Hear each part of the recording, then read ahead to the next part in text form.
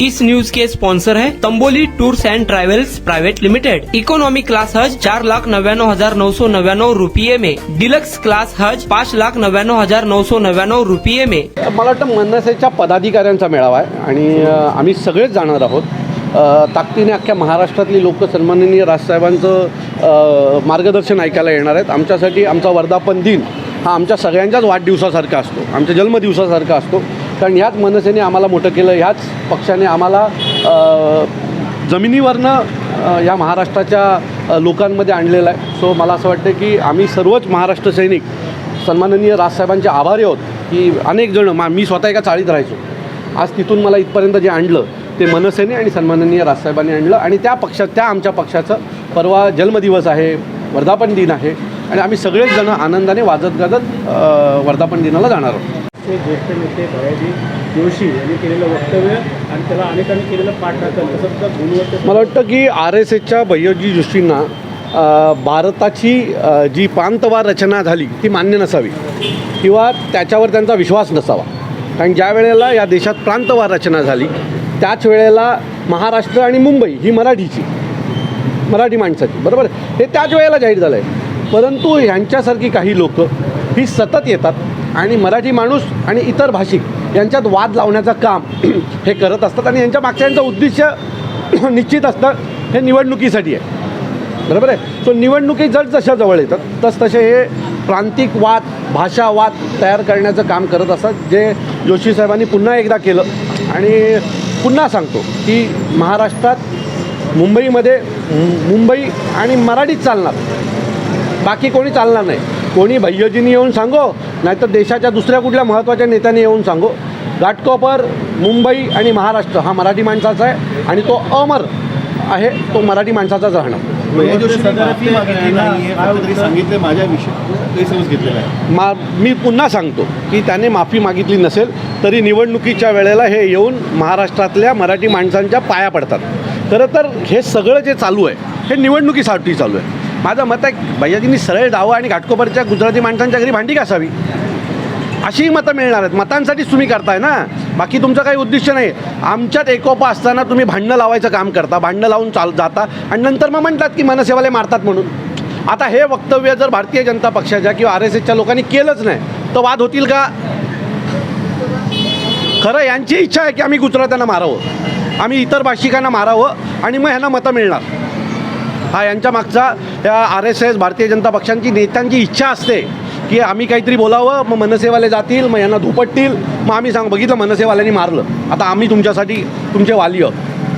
हा यांचा एक प्रयत्न असतो मतं मिळवण्याचा। यांचा ना गुजरात्यांवर प्रेम आहे, ना मराठी माणसावर प्रेम आहे, ना कोणावर पद आहे। यांचं प्रेम हे सत्तेवर आहे आणि सत्तेसाठी ह्या सगळ्या गोष्टी चालू आहेत। धनंजय मुंडे असतील, कराड असतील, आता भैयाजी जोशी पाठराखणाचा गुणवंत सदावर्ते हा फालतू माणूस आहे। खरं तर याचा गुणवंत ज्यांनी नाव ठेवला तो मूर्ख होता, कारण या मूर्खाचं नाव गुणवंत ठेवणं हा एक मोठा मूर्खपणा आहे आणि तो मूर्खच करू शकतो।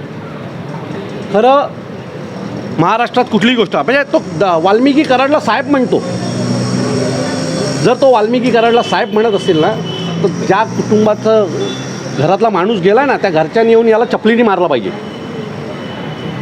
हा सिद्धिविनायक मंदिरावर बोलतो, तिरुपती मंदिरावर जाऊन बोल, साऊथच्या एखाद्या मंदिरावर जाऊन बोल, कपडे काढून मारतील याला।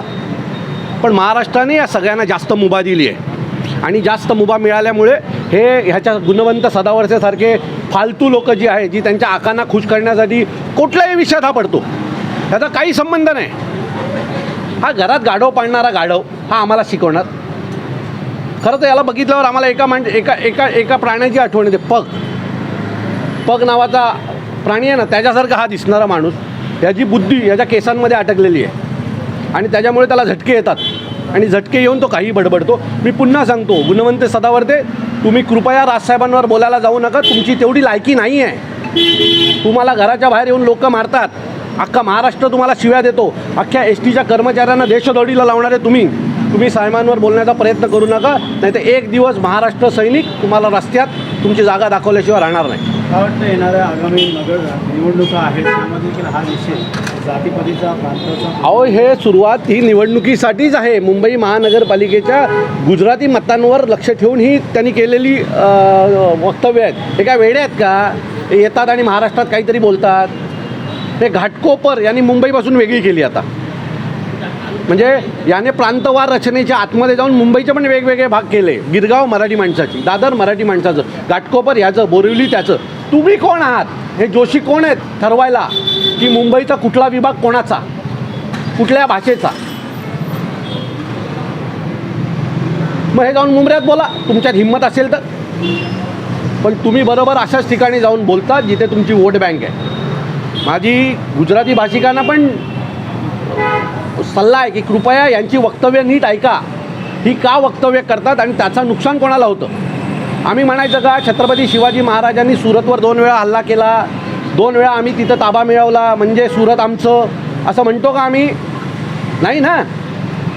त्यामुळे बाबासाहेबांनी लिहिलेल्या घटनेवर विश्वास ठेवा आणि त्यांनी जे नियम आम्हाला ठरवून दिलेत, बाबासाहेबांनी ठरवून ठेवलेल्या नियमांचं आम्ही पालन करतो. प्रांतवार रचना जी झालेली आहे त्यांचं आम्ही पालन करतो. महाराष्ट्रात मराठी आम्ही नाही जाऊन बोलत गुजरातमध्ये की हे मराठी महाराष्ट्राचा भाग आहे. मग तुम्ही का सतत येऊन आम्हाला चिडवताय? तुम्ही सतत येऊन या गोष्टी का करताय? का गुजराती आणि मराठी वाद लावताय? गुजराती मराठी वाद लावणारे भारतीय जनता पक्षाचेच नेते आहेत. त्यांची इच्छा असते की यांच्यावर हल्ले व्हावेत. यांच्यावर हल्ले झाल्याच्या नंतर हे जाऊन त्यांच्याकडे जाऊन सांगणार, बघितलं तुम्हाला मनसेवाल्यांनी मारलं, आता आम्ही तुमचे वाली, आम्ही तुमचे आका आहोत, हे दाखवण्याचा ते प्रयत्न करतात.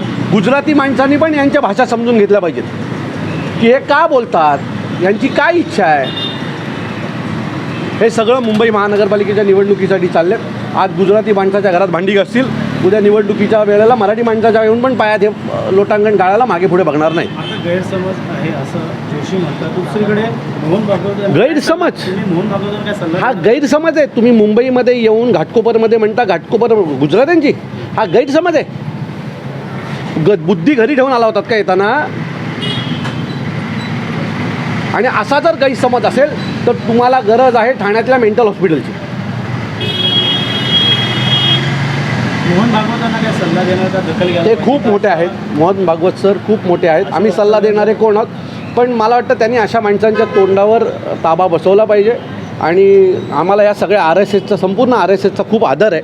पण जर तुम्ही आमच्या भाषेवर, आमच्या मराठी माणसावर येणार असाल तर मला असं वाटतं मग असा आदर काय आम्ही शिजवून खायचं का?